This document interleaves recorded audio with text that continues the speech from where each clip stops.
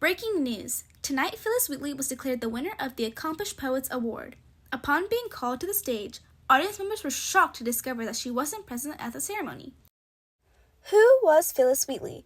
Phillis Wheatley was a revolutionary poet and a pivotal figure for the abolition movement.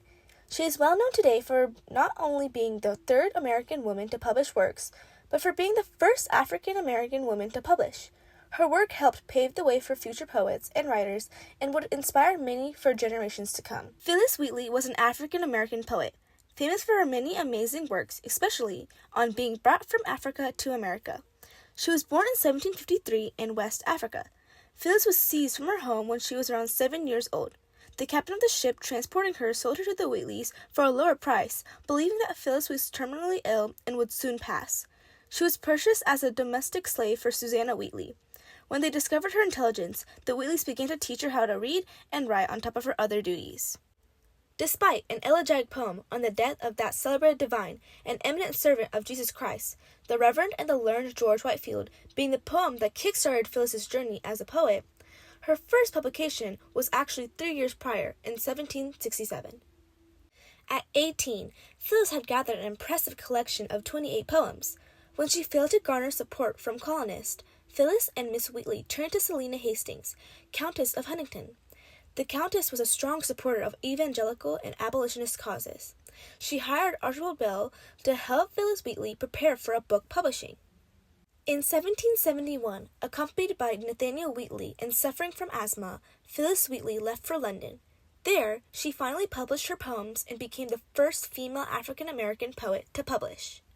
In the poem, To the Right Honorable William, Earl of Dartmouth, that was published in Phillis Wheatley's Poems of Various Subjects, Religious, and Morale, Phillis Wheatley addresses the Earl of Dartmouth, who was a colonial administrator and patron of her work.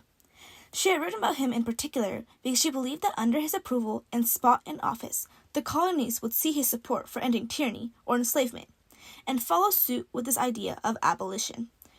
This is one of her many works that delves into juxtaposing ideas of tyranny and freedom. She highlights her enthusiasm for his assumption to office and believes that his presence resembles that of Christ, comparing his heroic character to that of freedom and redemption.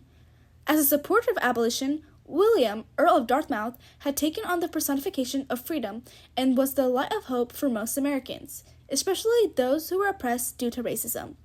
Her praises of the Earl of Dartmouth, as well as her own account of slavery and tyranny, were cohesively as a piece supporting the abolitionist movement.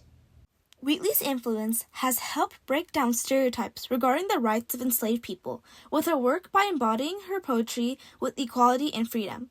Her talent and literacy challenged the stereotypical idea that slaves and women were inferior and incapable of intellectual thoughts.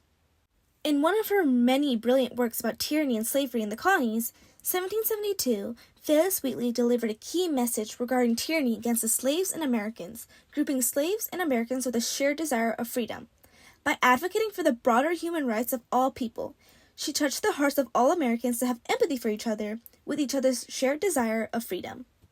Phillis Wheatley is broadly recognized as one of the first Black and enslaved people to publish a book of poems.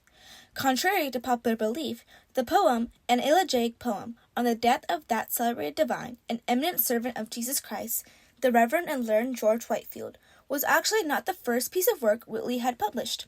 At the mere age of 13, Wheatley was revealed to have written On Messrs. Hosie and Coffin, which would then be published on December 21st, 1767, in the Newport, Rhode Island Mercury. Her international acclaim came from the Whitefield Elegy that was published with Ebenezer Pemberton's funeral sermon for Whitefield as a broadside and pamphlet in Boston, Newport, and Philadelphia. She had accumulated a collection of 28 poems by the time she was 18, but struggled to publish her works of literature due to her identity as a Christian enslaved woman and poet. Phillis Wheatley supported the American Revolution, but she did believe that the issue that prevented the colonists from achieving true heroism was slavery, and wrote several letters about liberty and freedom to ministers. Much of Phillis Wheatley's work was centered around a Christian and religious undertone that emphasized themes of divine providence and that enslaved people could find spiritual salvation through Christianity.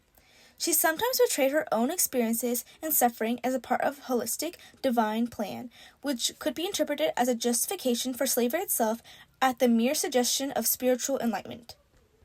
In addition to this, her work sometimes was interpreted as an appeal to white audiences that only aimed to showcase her intellect and moral character.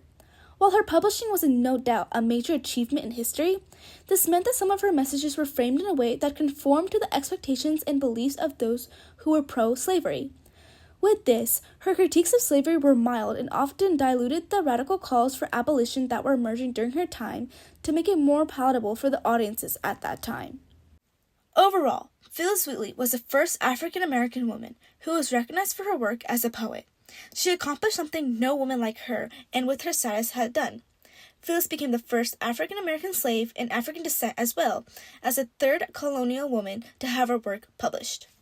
Her books of poetry have helped inspire generations after her and paved the way for authors as well as the victory of the American Revolution by being acknowledged by George Washington for her brilliance. Nevertheless, once she became free after Susanna Wheatley's death, she never was able to earn any money with her works due to the upstart of the war and many post offices closing. Unfortunately, despite all of her accomplishments, she passed away during childbirth and her final manuscripts were lost, and she never truly received the recognition that she deserved. Today, we have the opportunity to uphold Phillis Wheatley's legacy and give her the acknowledgement she rightfully deserves.